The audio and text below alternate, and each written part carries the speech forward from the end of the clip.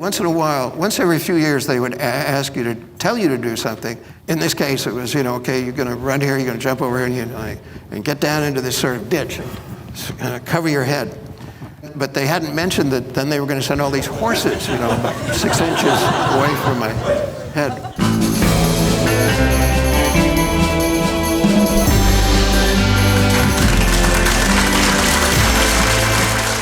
Welcome to A Word on Westerns, where today we're going to be talking about 50s TV Western that was a very unusual show, and you're going to find out why when we have our star, Tom Nolan, join us right now.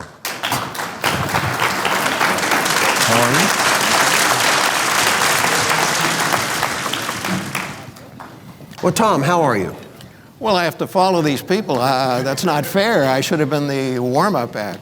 I'll do my best. I know you'll do your best because you were an astonishingly talented child actor in the series Buckskin. Yes, and many other things. And we'll get to all of them. All right, I have time.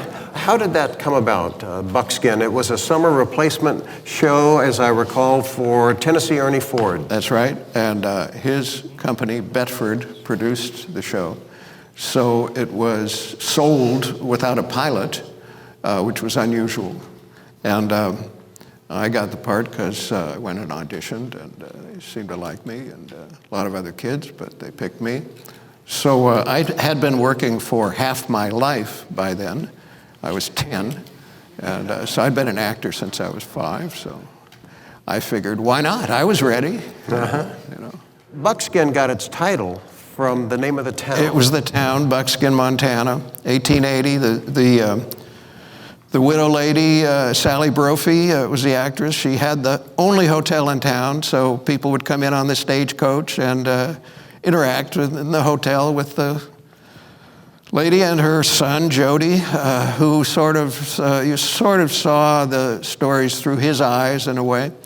And it was a human interest Western. We had violence, people got killed, but the emphasis was on the characters and actually issues of the time. Science fiction, you could really do a lot of social issues in disguise, but also Westerns you could also.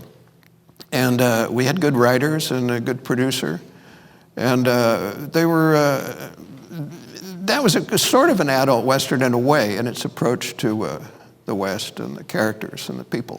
As a summer replacement, was there much publicity for the show? Oh, yes. The network publicized the heck out of it. And, I mean, there were promos every time the network took a break, like every 15 minutes in those days. They would say, watch Buckskin on Thursday. And we did a special promo with Ernie Ford. He came to the set one day. And so they would show that, and they'd show clips from the episodes. And we were a top 10 Nielsen hit for that whole summer. We debuted at number 10, and then we went higher and higher, and finally we got up to, I think, number 2. We were sort of tied with Wagon Train.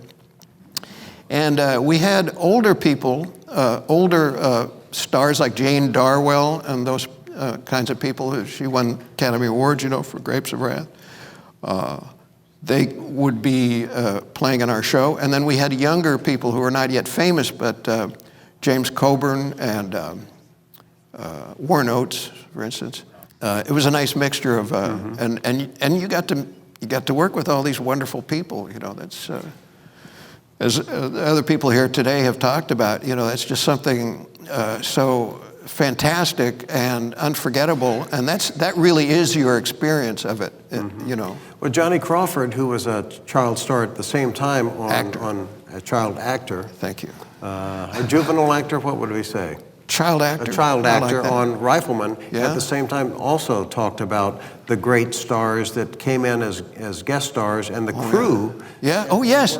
And the director of photography and the directors and the producers and even the atmosphere people, and they would often the atmosphere people would be historical figures. I mean, Fetty Arbuckle's widow, they kept her working.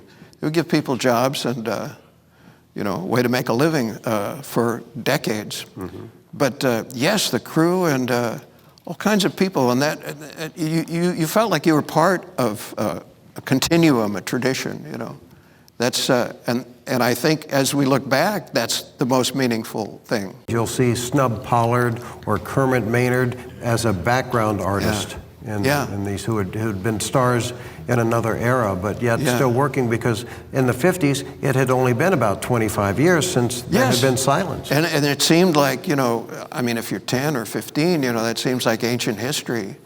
I mean, it's like the 1930s, that was almost unimaginable, you know, for a young person.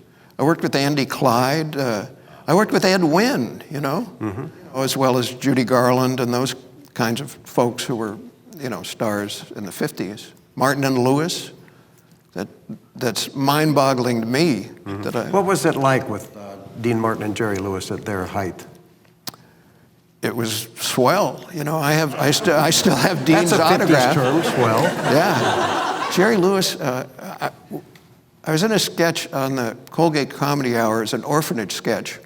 And before, the notion was Dean Martin and this beautiful blonde lady who worked on that show a lot, I can't remember her name, but they come to the orphanage, they want to adopt a kid, and so they're all those little kids, and Jerry, you know, Jerry Lewis is, you know, the overgrown, left behind orphan who was desperate. Can I see that again? No, he's desperate to be adopted. And so just before we went on the air, he took me aside and said, okay, you know, he knelt down and said, I'm going to play this scene right at you. And whatever I do, don't laugh. And so I said, okay. And we get out there, there's a lot of kids, and there's Jerry at the end, and he starts mugging outrageously. I mean, he's right in my face doing all these Jerry Lewis things. And it was tough. It was tough. I was biting my cheek. But I didn't laugh. And later I read a piece, an interview in the paper. Years later, he said he would always pick somebody before one of these live things and say, you know, he was going to do this and don't laugh. And if he could succeed in making them laugh, he felt like he had, you know, he'd done his job. But so did you laugh? I didn't laugh. I did my job. You know, I think he got over it pretty well. You know. Well, in addition to Buckskin, you appeared in quite a few other westerns of the era as you were getting older, like Rawhide. Did a Rawhide with Dane Clark. I was supposed to be. I was looking for my long-lost father, and he was it. And yeah, he was great, and all the people on the show, you know, Clint and Eric Fleming and Sheb Woolley. Sheb Woolley was very, very funny. And, you know, I said to him, you know, you had that record, Purple People? He said, yeah, I'm trying to forget about the Purple People Eater. But he would get a few lines every episode, and we were sitting on horses and looking out, we're waiting in a setup, and he had like 2 episodes earlier, he'd had this, his line had been, white man can ride an unshod pony too. Because they found these tracks, you know, Indians, well. So we're waiting in this other show, we're saying nothing, and finally Sheb Woolley says, white man can ride unshod pony too. And I don't know, it broke me up. Little things like that, you know. And then I had a big scene where I had to work up to a crying scene. This is around the campfire where they're confronted with Dane Clark, the long-lost father. But it begins, you know, we're all trying to go to sleep, and Sheb's there, and I look over at him, and he's got his boots lined up next to his bedroll. And he takes his hat, puts it on top of the boots. He says, "My buddy Shorty." I said, not now, man. Please, not now.